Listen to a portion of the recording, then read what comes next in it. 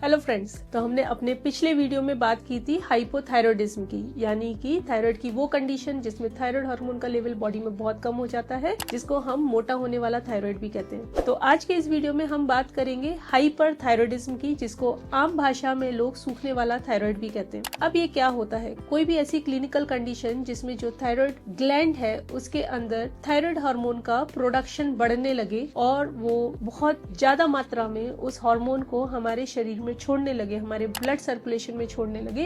इसकी वजह से जो थायराइड हार्मोन है हमारी बॉडी के बेसल मेटाबॉलिक रेट को और इनफैक्ट सारे बॉडी के फंक्शंस को इनहेंस कर देता है, फास्ट कर देता है। इससे पूरी बॉडी में असर आने लगता है। ऐसा मरीज जो होता है इसको भूख बहुत लगती है, लेकिन इतना खाने के बावजूद भी पेशेंट का वजन ड्रॉप होता रहता है, वो सूखता रहता है, पतला होने लगता है, उसके अंदर कमजोरी आने लगती है, उसका दिल धक धक धक धक धड़कता रहता है, उसके अंदर बेचैनी होगी, घबराहट होगी, चिड़चिड़ापन होगा, उसको रात को नींद नहीं आ सकती है, हो सकता है कि उसकी मसल्स फड़फड़ा सकती हैं, फेसिकुलेशंस हो सकते हैं, उसको पसीना बहुत आएगा, गर्मी बहुत लगती है। ऐसे मरीजों को अगर आप उनका हाथ छुएंगे तो वो आपको ऐसा लगेगा जैसे कि बहुत ही गर्म हो रखे हैं और बहुत ही वेट है उनका हैंड्स। उनको हेयर फॉल की शिकायत हो सकती है। अगर वो डायबिटीज है तो उनका डायबिटीज कंट्रोल लॉस हो सकता है। अगर वो हाइपरटेंसिव है तो उनका बीपी बढ़ सकता है। अगर उन्हें हार्ट की शिकायत है तो ऐसे लोगों में हार्ट प्रॉब्लम और बोन प्रॉब्लम होने का रिस्क बहुत ज्यादा रहता है। कभी कभी किसी पेशेंट की आंखें बहुत प्रोमिनेंट ऐसे लगता है जैसे कि घूरने वाली आंखें हो गई हो, ये पॉसिबिलिटी हो सकती है, जिसको हम ग्रेव्स ऑप्थेल्मोपैथी कहते हैं। ये कंडीशन पैदा होती है, हमारी बॉडी में कुछ एंटीबॉडीज डेवलप हो जाती हैं जो कि थायराइड हार्मोन पे जाके अटैक करती हैं और उसको ये सेंस कराती हैं कि आपको ज्यादा हार्मोन प्रोड्यूस करना है और जो हार्मोन प्रोड्यूस हो रहा है उसको सर्कुलेशन में छोड़ना है।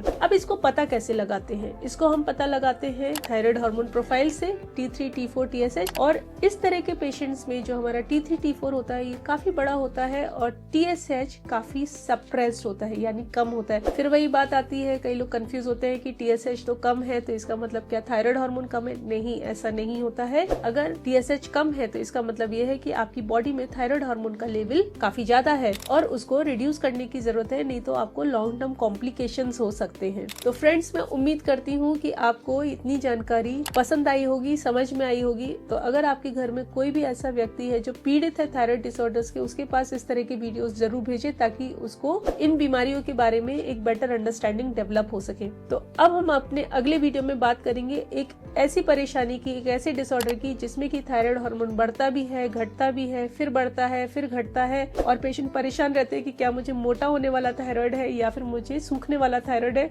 इतना ही नहीं, क्लिनिशियंस भी परेशान रहते हैं कि क्या ये मोटा होने वाले थायराइड की कैटेगरी में से रखा जाए या सूखने वाली कैटेगरी में रखा जाए। वो कौन सा डिसऑर्डर है इसको जानने के लिए आप हमारा देखिए अगला वीडियो।